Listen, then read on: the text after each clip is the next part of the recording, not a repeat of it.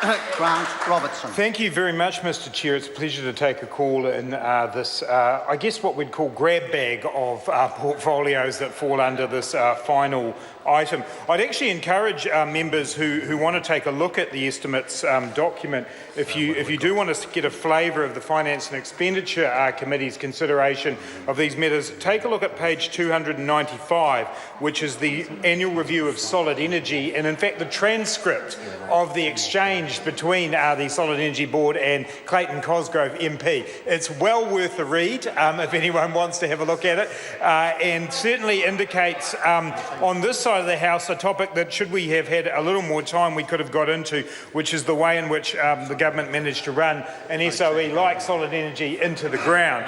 But Mr Chair, I want to talk about the review of the Reserve Bank of New Zealand, which is contained under this particular set of financial reviews. I want to make two particular points. The first of those is a general one, which emerged during the committee's hearing. Throughout the period covered by this financial review, and indeed for years prior, and now we learn for years to come, the Reserve Bank will not meet the target that it has for inflation within the policy targets agreement it signs with government. Now, this is a policy targets agreement that's covered both sides of the House.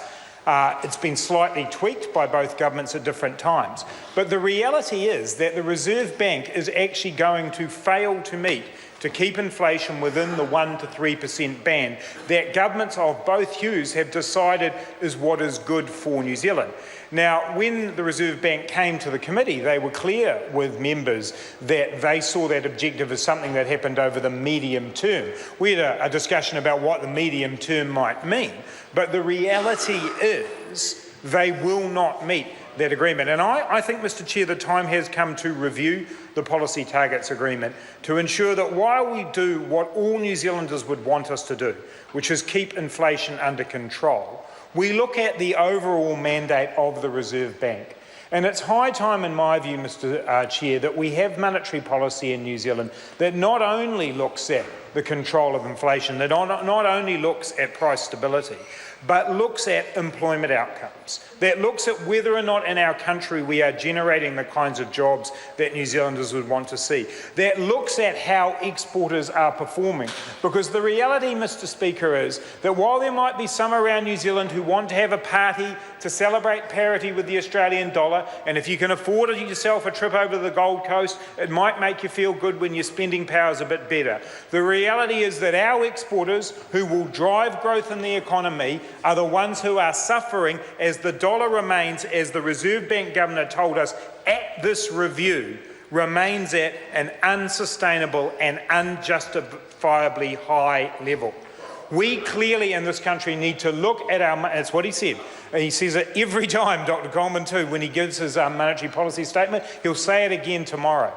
And tomorrow when he says it, well, that's the point. I'm not going to say that I'm the person who should justify that, but if the Reserve Bank Governor is telling New Zealanders that, if exporters right around the country are telling New Zealanders that, then, Mr Coleman, we need to make sure we listen to those people. And tomorrow, when the Reserve Bank Governor makes his in-between monetary policy statement, he'll leave the official cash rate at 3.5% because he's given a clear signal of that.